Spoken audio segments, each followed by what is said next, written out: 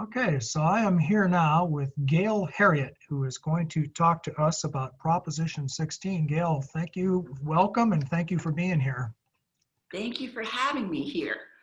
Well, let Okay. me say that Prop 16 is all about ripping from the state constitution the following words: the state shall not discriminate against or grant preferential treatment to any individual or group on the basis of race, sex, color, ethnicity, or national origin in the operation of public employment, public education, or public contracting.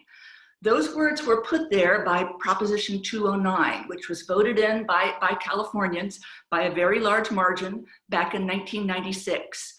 They are fundamental to the American creed, that no one should be discriminated against on account of race, sex, or ethnicity. Those words should stay in our Constitution. Why would anybody want to repeal them?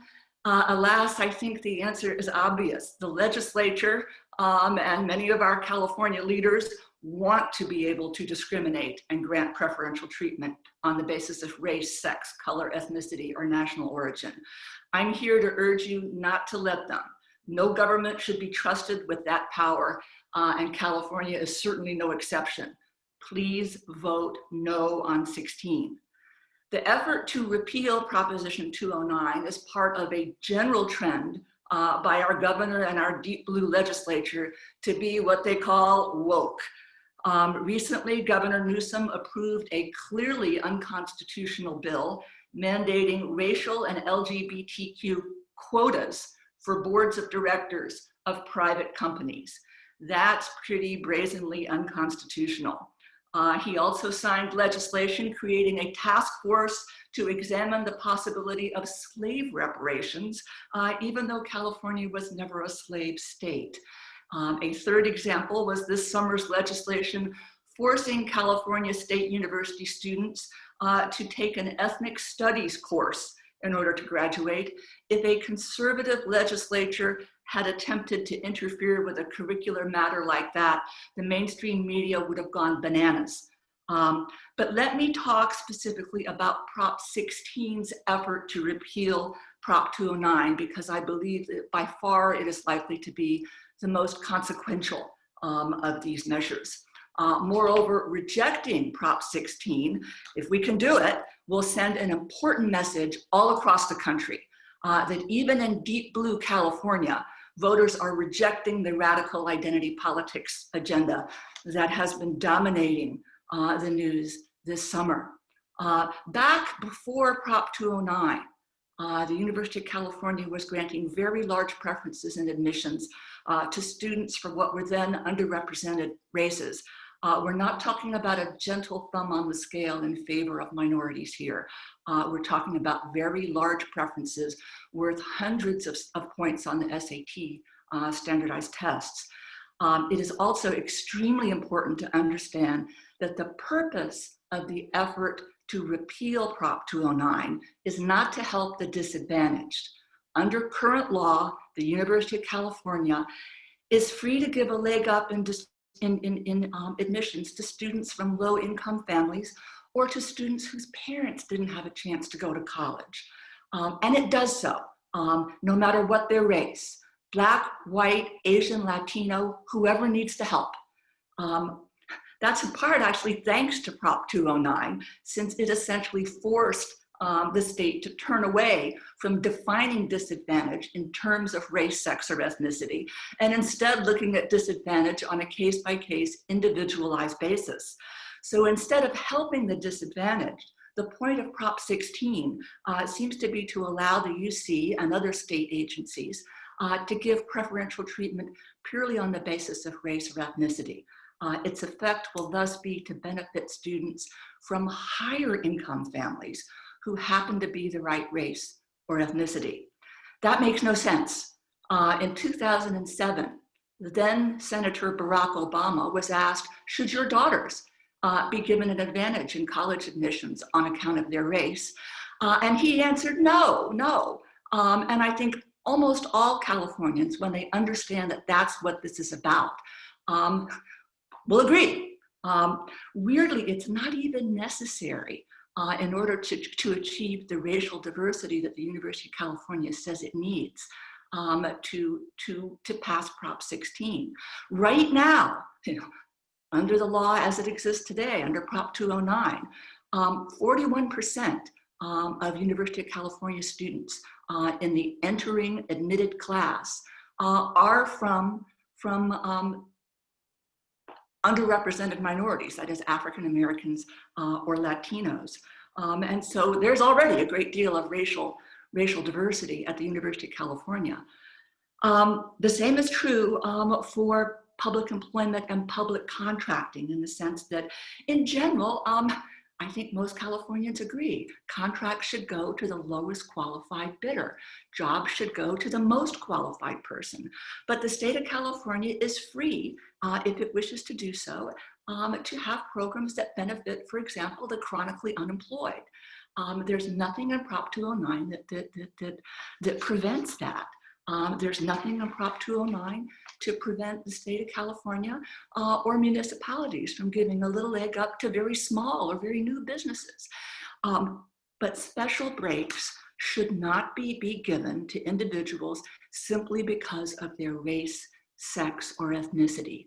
California has very many successful women, successful African Americans, successful Latinos. In fact, we have African American billionaires. We have female billionaires. It makes no sense to say that they should be entitled to special advantages simply on account of race, sex, or ethnicity. Most polls now have Prop 16 losing. That is excellent news. We are winning so far, but the Pro 16 campaign has raised over $15 million. So this could easily change. Most of the Prop 16 money comes from huge donations. For example, the wife of an Oakland real estate developer has given $3.5 million in donations and an additional $2 million in loans. The wife of Netflix CEO has given $1 million to the Pro 16 side. Then there are the extremely ill-advised donations coming from corporations. Pacific Gas and Electric, which just emerged from bankruptcy a few months ago, has given the Pro 16 side $250,000. You would think they would be focusing on preventing brownouts, preventing fires, but no.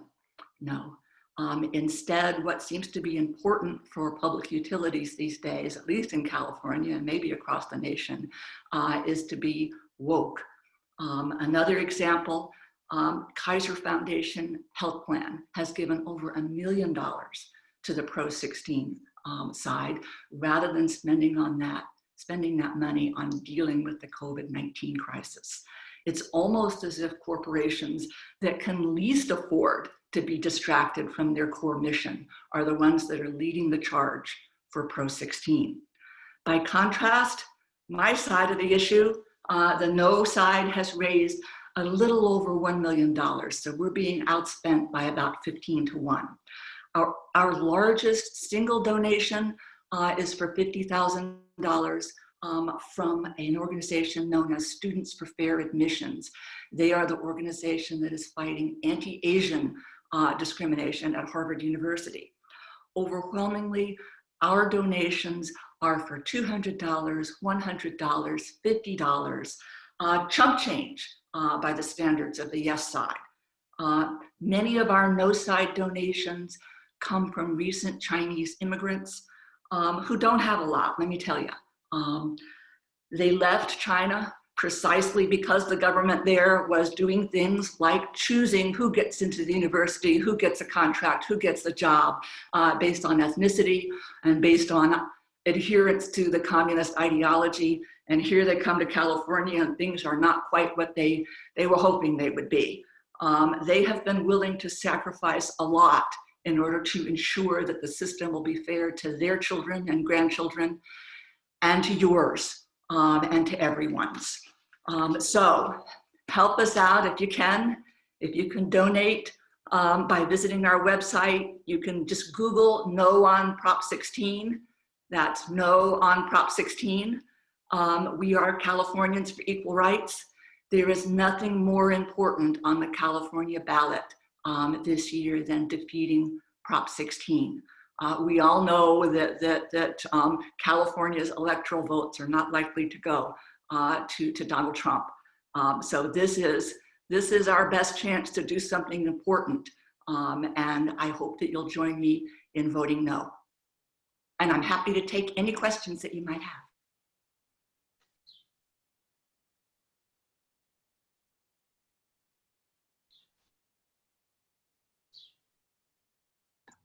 I should know better now how to unmute myself. We have a couple minutes, so I guess I'll ask. That's an interesting statistic about the contributions. Can you tell me? I think you said that your side has raised a lot less money than the Yes on 16 folks. Is that right? Yes, it's like 15 to 1.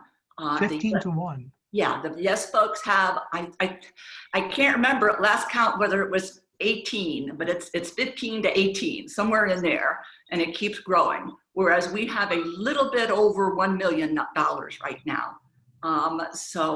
And about 92% of their money comes from donations of $100,000 or more.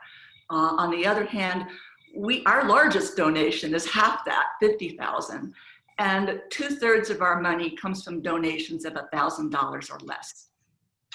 Interesting. I guess the biggest question I have, it was surprisingly difficult to find ballot proposition speakers for this event. So I really appreciate you stepping up and being willing to do this. I want everyone know that we did reach out to the Yes folks as well, did not get a response. But in lieu of that, I guess that my question for you is, if somebody wants to get involved in what you're doing and want to find out more, how do they get a hold of you? Well, they can email me at gheriot@sandiego.edu, or they can just Google No on 16, No on Prop 16, and they will find our website that is Californians for Equal Rights. We also have a website that is noonprop16.info. But anyway, Googling is probably the easiest way to do that. We have yard signs. We would be very happy to supply anybody with a yard sign who would like that. But again, my email address is gheriot at sandiego.edu. And please feel free to email me or to use our website. Okay, well, thank you very much. Thank you for being here, Gail. And good luck to you with your campaign. Thank you so much. Bye-bye.